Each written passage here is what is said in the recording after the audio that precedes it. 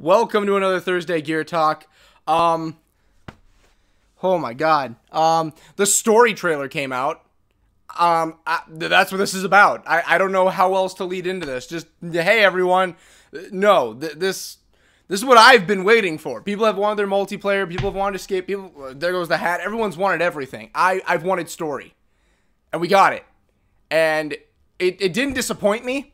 It really surprised me on how much they're bringing back in this one. It's not just a few things, but a lot of things are coming back. I don't even know where to begin with this. Like, I was thinking, should I make this a reaction video, a breakdown? I think I'm just going to talk about it. It's just going to be a discussion about it. I don't think there's going to be any place where I'm going to be like, hey, here's where we're going to talk about this point. I'm just going to jump all over the place. And I have a theory in this one too. Jesus. So where to even begin? I don't even think I'm going to be cutting things. This is just an off-the-fly video for me right now because of how hyped I was seeing it. Let's start with Kait. Let's start with Kait because it starts off with Kait, the trailer, and a lot of focus on her for this. It focuses on a lot of things that are coming towards them. And by what I mean by that is like the enemies they're going to be facing, the terrains, all that. It focuses mostly on that, and that's good. But Kait is the main focus. I can't even get my words right now. Okay, Kait. It does not seem like Kait is just going to fall into the swarm hands. She's not just going to go willy-nilly there, at least by what they've shown in that trailer. A lot of things were not shown in that trailer. We didn't even see Mira in the trailer, so I don't think if she is going to go over to the swarm side, they're going to show it in the trailer. But the majority of this trailer was the COG or her allies helping her, figuring things out, traveling places. That's what the focus of this trailer was. And, of course, the enemies, which we'll get to, don't worry. But that's what it seemed like for this one. It really did seem like this was all about Kait's journey, her journey in general, and the people that are assisting with that journey. A big focus was on Marcus, since Marcus is one of the people who are like with her for all of this. There's a big focus on Baird because he's the scientific mind behind all this. A big focus on JT. JD and Dell actually didn't have a big focus at all. Yeah, it was mostly focused when it came to the COG side of things, Kait, because that's who we're going to be following in this story. Going on from there with some other characters. I guess I'll start with everything COG related before we get to the swarm related stuff. Okay. Clayton Carmine, as far as we can tell by what the trailer's shown us, is back. Clayton is back. Now, everyone said, calm down, it could be D, which it could be D. I'm not going to say it's not. Or it could be another Carmine altogether. But it really does look like it's Clay. Clay's return. Clay is back. Clay is here. You know, he is, and if anyone saw my top character list of all time, Clay's my second favorite character in all of Gears, right behind Dizzy. He's back. That's amazing. I love it. He's canonically back in the story, which is the greatest thing in the world for me. I love it. Not a lot of screen time on him. There was a good moment, like for 3 seconds, focusing on him shooting a Lancer with the helmet and everything, and you wouldn't just give that to a random gear. That was obviously Clay. I don't think we had any voice lines, and it seems like he will be playing, not a major role, but he's going to be a part of the fight. So I'm really happy for that. The other character, I think my third favorite character of all time, if anyone's seen that video, you know who it is. And a lot of people said they might have seen it. A lot of people said they might have seen something in Escape. By what I saw in that trailer and how he looked and the weapons he was carrying and the color of his armor, Paddock's back. And I'm happy, but oddly curious at the same time. I'm excited. I love Paddock. Paddock's a great character. His character was probably the best character in all of Judgment. I loved it. Paddock was amazing. But it's the age problem. Now, I don't think we ever got a heavy-set age for Paddock. We might have, I think, in the handbook from Kilo Squad we got, or the Journal of Kilo. I think it mentioned his age in there. It might have. At the top of my head, I'm going to say late 50s, early 60s. I'm going to say that because I think during the Pendulum Wars, he was roughly the same age. Let's say he's 60. Let's just say he's 60. Let's say that he's the same age as Hoffman, which I think Hoffman was in his 60s towards the end, but we'll just say he's 55 to 60, okay? 6 weeks into E-Day, or after E-Day, was Paddock's introduction. Now, And I'm going to put my hat back on because my hair is going weird. Now, the Locust War went 17 years. 17 plus, let's say 55 for a minimum. That's 72. He's 72. By the end of it all. 72. Add on 25 years. He's getting close to 100. Okay, so maybe 55. Let's say that's way high. He's not 40. I can promise you that. 50. Let's say he's 50. He's probably sitting at early 90s, late 80s in the events of Gears of War 5. Gears 5. Hoffman's in a wheelchair. As far as we can tell permanently. We have no clue what the situation with Bernie is. Anya is younger than both of them. She's dead. Dizzy, he wasn't as old as Hoffman, but he was around that age. We have no clue what's up with him. I don't know how Paddock's still up and going. Granted, Grozny's, he's from Grozny, he's UIR. They're built tough, but I don't know how he's still up and going the way he's fully fluidly moving in the trailer. I'm happy he's back, but I honest to God, like, it makes the littlest sense. The littlest sense I could think of was Dom coming up from the grave being canon, which it's not. It's just multiplayer, but if he came up as a zombie, that would make, a little less sense than Paddock getting out of his goddamn comforter in his deathbed and saying, okay, let's go take on Giant Worm, which we're gonna get to. Getting off of that, talking about just the rest of the cog. A lot of people returned. We did not see some of them. Again, Dizzy, Bernie, no clue with them. Jace, Alex, we have no clue about them either. But Paddock and Clay, as far as we can tell, are back. We know their situation. I'm thinking we might see a few more characters pop up here and there as time goes.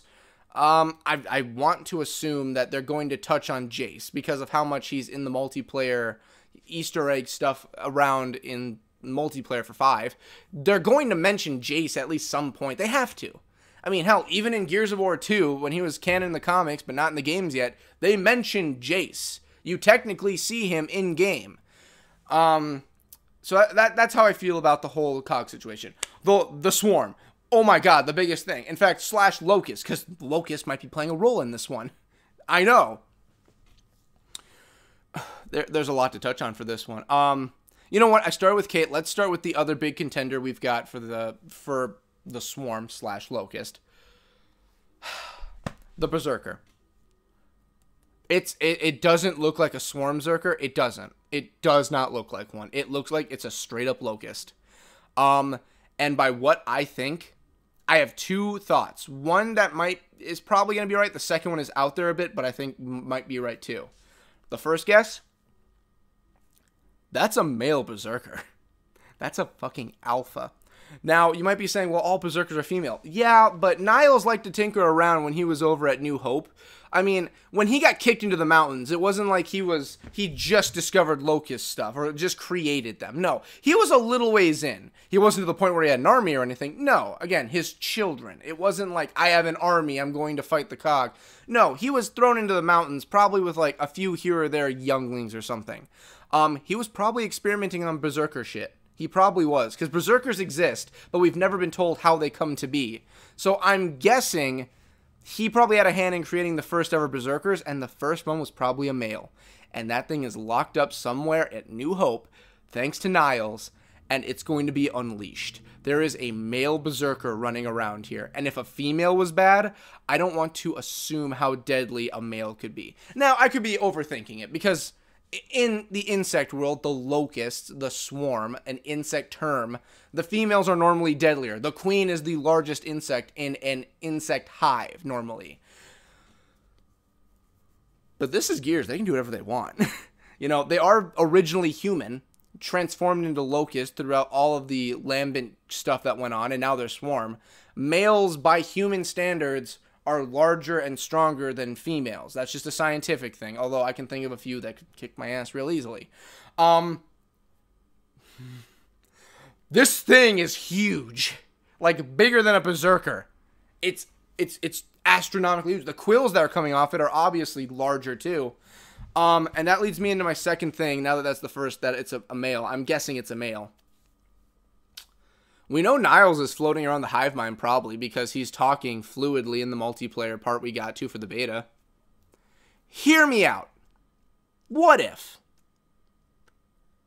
Niles is inside that thing's head? That is Niles. Not his actual, who Niles is, but like, think about it. His mind is sitting around inside the hive mind. It's got to go somewhere. Let's go inside the male berserker and take over that thing. What if that is Niles? You know, that's his mind and everything. The AI has now become a part of the actual thing, and it's inside a physical body. He is the male berserker.